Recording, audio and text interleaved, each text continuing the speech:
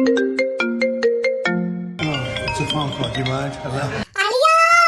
പൊന്തലിയാ അബ്കി ബാർ ട്രംപ് സർക്കാർ. അങ്ങനെ പറ, എന്നാലേ എനിക്ക് ഇന്ത്യക്ക് ഇട്ടൊരു പണി തരാൻ പറ്റൂ. അങ്ങനെ പറയരുത്, എന്റെ മാനം പോകും. അതിന് പോവാൻ എന്ത് മാനം ഇരിക്കുന്നു.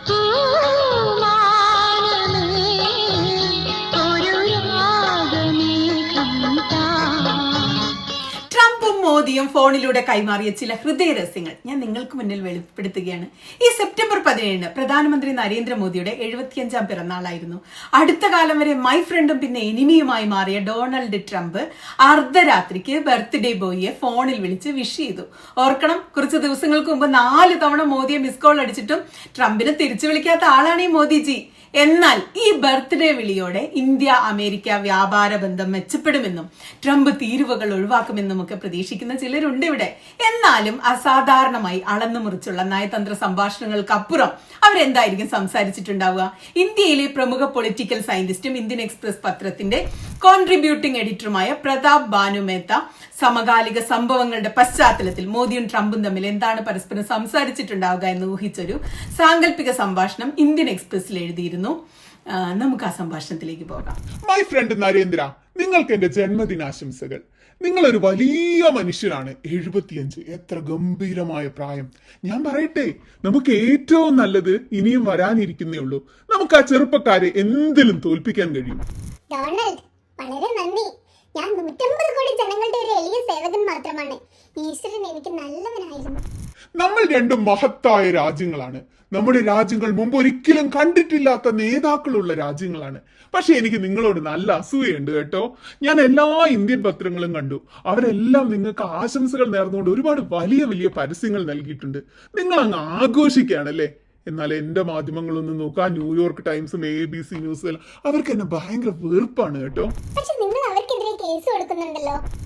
അതൊക്കെ ശരിയാ. കുറഞ്ഞത് എനിക്ക് അവരിൽ നിന്ന് പണമെങ്കിലും കിട്ടുന്നുണ്ട്. ABCയിൽ നിന്ന് ഏകദേശം ഒരു 15 മില്യൺ. മോശമല്ല. ഇന്ത്യൻ മാധ്യമങ്ങളെ ഞാൻ എനിക്ക് വേണ്ടി ജോലി ചെയ്യിപ്പിക്കുകയാണ് ചെയ്യുന്നത്. എന്തായാലും എനിക്കിപ്പോ നിങ്ങളോട് സംസാരിക്കാൻ പാടില്ല എന്ന കാര്യം നിങ്ങൾക്ക് അറിയാമല്ലോ. എന്തുകൊണ്ട് സംസാരിക്കാൻ പാടില്ല? നിങ്ങൾ ആ താരിഫ് ഒന്ന് പിൻവലിക്കണം. ഹേ പ്ലീസ്. നിങ്ങളുടെ വ്യാപാര പ്രതിനിധി ഇന്ത്യയിലേക്ക് പ്രവേശിക്കുന്നതിന് മുമ്പ് ഞാൻ അത് നിർബന്ധമായി ആവശ്യപ്പെടേണ്ടതായിരുന്നു. ഞങ്ങളെ തലയ്ക്ക് നേരെ തോക്ക് ചൂണ്ടിയിരിക്കുമ്പോൾ നമ്മൾ എങ്ങനെ ചർച്ചകൾ നടത്തും? നിങ്ങൾക്ക് അന്യായമായി ഇന്ത്യ എങ്ങനെ ശിക്ഷിക്കാൻ കഴിയില്ല. എനിക്കറിയാം നമ്മൾ സുഹൃത്തുക്കളാണെന്നതൊക്കെ. പക്ഷെ ഇന്ത്യക്കാണ് പ്രഥമ സ്ഥാനം. വ്യക്തിപരമായ ഇടപാടുകൾക്കും സൗഹൃദത്തിനും മുകളിലാണ് ഇന്ത്യ. നമ്മുടെ രാജ്യങ്ങൾ തമ്മിൽ പണ്ടേയുള്ള ബന്ധം കാരണമാണ് ഞാൻ നിങ്ങൾക്ക് ഒരു അവസരം കൂടി നൽകുന്നത്. ഹേ മിസ്റ്റർ, മറക്കരുത്. താങ്കൾക്കറിയാമല്ലോ, ഒരു ആണവ യുദ്ധം തടഞ്ഞതിന് നിങ്ങൾ എനിക്ക് വേണ്ടത്ര അംഗീകാരം നൽകിയില്ല. അതുപോട്ടെ, ഞാൻ തന്നെ നിങ്ങൾക്ക് ഒരു ജന്മദിന സമ്മാനം തരാൻ പോകുന്നു.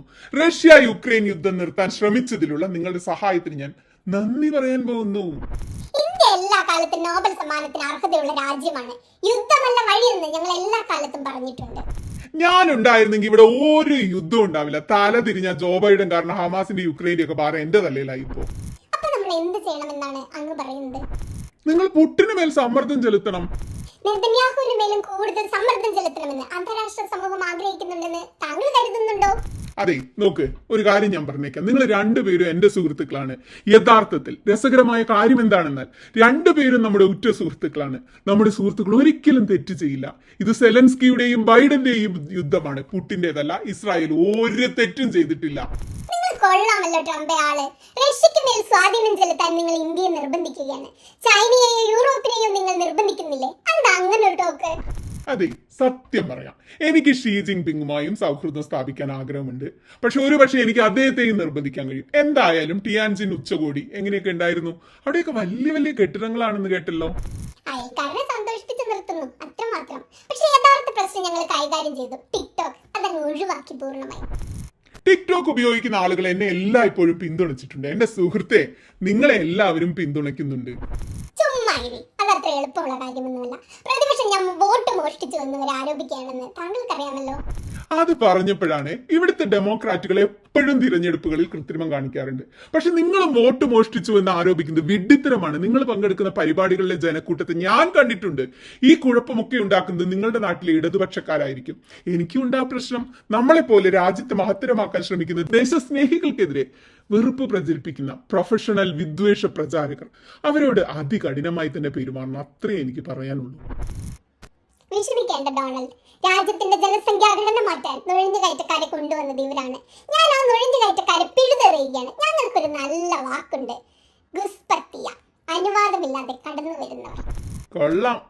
നമുക്ക് ഇതിനെക്കുറിച്ച് കുറച്ച് ടിപ്സ് അങ്ങോട്ടും ഇങ്ങോട്ടും ഒക്കെ പങ്കുവെക്കണം. ഞാൻ നിങ്ങളിൽ നിന്ന് ചില തന്ത്രങ്ങൾ പഠിച്ചു. എന്തായാലും ഒരു കാര്യത്തിൽ ഞാൻ നിങ്ങളെക്കാൾ ഒരു പടി മുന്നിലാണ്. നിങ്ങൾ സർവകലാശാലകളെ നിയന്ത്രിക്കുക മാത്രമേ ചെയ്യുന്നുള്ളൂ. ഞാനിപ്പോൾ അവയെ നിയന്ത്രിക്കുക മാത്രമല്ല, അവരിൽ നിന്ന് പണവും പിഴിഞ്ഞെടുക്കുന്നുണ്ട്. അടിപൊളി ഫ്രണ്ടേ. നമ്മുടെ രാഷ്ട്രീയ വെല്ലുവിളികൾ വളരെ സമാധാനമാണ്. നമ്മുടെ എതിരാളികൾ ഏത് തരം താണ നിലയിലേക്കും പോകും. നമ്മൾ രണ്ടുപേരും ഒരുപാട് വിദ്വേഷത്തിന്റെ ഇരകളാണ്. എന്തിനാണ് അവർ നമ്മളെ പോലുള്ളവരെ ഇങ്ങനെ വെറുക്കുന്നതെന്നാ മനസ്സിലാവാത്തെ? ഇത് നിങ്ങളുടെ ജന്മദിനമാണെന്ന് എനിക്കറിയാം. അതുകൊണ്ട് എനിക്ക് നിങ്ങൾക്ക് എന്തെങ്കിലും തന്നേ പറ്റൂ. എനിക്ക് എന്തെങ്കിലും ഇങ്ങ് എടുക്കണം. ചൈനയിലെ ഷിയോട് ചോദിച്ചു, തന്നില്ല. ബ്രസീലിലെ ലുലയോട് ചോദിച്ചു, ഒന്നും തന്നില്ല. യൂറോപ്യന്മാരോട് ചോദിച്ചാൽ എന്തും കിട്ടും. അതുകൊണ്ട് അവരെന്ത് തന്നാലും എനിക്കത് വലിയ കാര്യമൊന്നുമില്ല. അറബികളെ നോക്ക്, എന്റെ കുടുംബത്തെ അവർ ഒരുപാട് സഹായിച്ചിട്ടുണ്ട്. പാകിസ്ഥാനെ നോക്കൂ, വലിയ ഉദാരമതികൾ. നമ്മുടെ ക്രിപ്റ്റോ മാർക്കറ്റ് എനിക്ക് അവർ തുറന്നു തന്നിരിക്കുകയാണ്. നിങ്ങൾക്ക് ചൂതാട്ടത്തോട് വിമുഖതയുണ്ടെന്ന് എനിക്കറിയാം. അതിനാൽ ഇന്ത്യ ബിറ്റ് കോയിനുകൾ വാങ്ങുമെന്ന് ഞാൻ പന്തയം വെക്കില്ല. ഞാൻ പറഞ്ഞു വന്നത്, ഇന്ത്യ എനിക്ക് എന്തെങ്കിലും തന്നേ പറ്റൂ. ഞാൻ വിജയിച്ചാൽ നമ്മൾ രണ്ടുപേരും വിജയിച്ച പോലെയാണല്ലോ. നമ്മൾ സമാന മനസ്കരല്ലേ. എനിക്ക് എന്തെങ്കിലും തരൂ, പ്ലീസ് പ്ലീസ് പ്ലീസ്. 150 കോടി ജനങ്ങളുടെ സന്മനസ്സും ഇന്ത്യൻ സംസ്കാരത്തിന്റെ ഉറച്ച മൂല്യങ്ങളും നിങ്ങളോടൊപ്പം ഉണ്ടാകും ഡൊണാൾഡ്. ഇന്ത്യൻ ജനാധിപത്യവും ഇന്ത്യൻ ജനതയും എപ്പോഴും നിങ്ങളോട് കൂടെയുണ്ട്. അതുപോലെ ഫ്രണ്ടേ, എക്സ് പ്ലാറ്റ്ഫോമിൽ വേണ്ടി നിങ്ങൾക്ക് ജയ് വിളിക്കാൻ വേണ്ടി കോടിക്കണക്കിന് പോരാളികൾ. അതുപോലെ ഫ്രണ്ടേ. എനിക്കത് മനസ്സിലായി. പക്ഷെ പ്രോത്സാഹനം മാത്രമേ ഉള്ളോ നരേന്ദ്ര? കാശൊന്നും തരില്ലേ? അപ്പൊ ശരി, എന്തായാലും ഗംഭീരമായൊരു ജന്മദിനം ആശംസിക്കുന്നു. Happy birthday.